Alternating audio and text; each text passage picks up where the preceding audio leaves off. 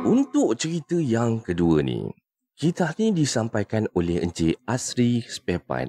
Dan cerita ni, pengalaman seorang kawan dia yang kerja sebagai pemandu lori kayu. Nama kawan dia tu Man tau. Malam tu, lepas dah selesai ambil muatan daripada Kuantan, Man singgah berehat sekejap. Biasalah orang bawa lori kan, penat apa semua, dia pun rehatlah sekejap. Tapi, waktu dia bangun sekitar pukul 4 pagi tu, dia nampak satu benda pelik. Dan kalau anda semua dah bersedia, jom kita mulakan dengan kisah yang kedua.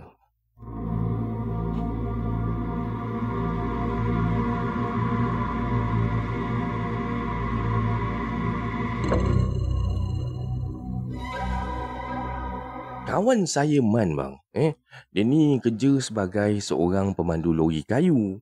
Dan biasanya memang kerja waktu malam bang. Sebab dia bujang kan dan lebih selesa buat trip malam tau. Jadi pada 4 Jun tahun 2023, Man ni dapat job. Man kena ambil kayu dekat area Kuantan sana.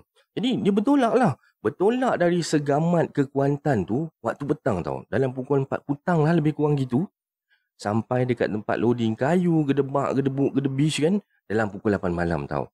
Dan lepas semua dah siap, dia pun mulalah bergerak balik dalam sekitar pukul 11.30 malam. So, dalam perjalanan balik tu, Man singgah rehat dekat kawasan kebun burung unta lepas Paluh Inai sebelum sampai Muazzam tu kan. Dia berhenti rehat kat situ. Dan untuk pengetahuan pendengar semua, dekat situ memang ramai pemandu lori yang berhenti rehat tau. Dan kalau lalu waktu malam tu, memang kat situ lah, memang penuh sangat driver-driver lori ni parkingkan lori, berehat kat situ. Yalah, walaupun tempat tu sunyi, tapi at least ada lampu jalan, jadi taklah gelap sangat kan. Okey, Man malam tu pun lena lah kejap kat dalam lori. Dia set jam dekat phone dia tu, niatnya nak bangun pukul 4 pagi tau. Lepas dah bangun, macam biasalah, dia bangun kan. Biasa ini memang rutin driver lori tau.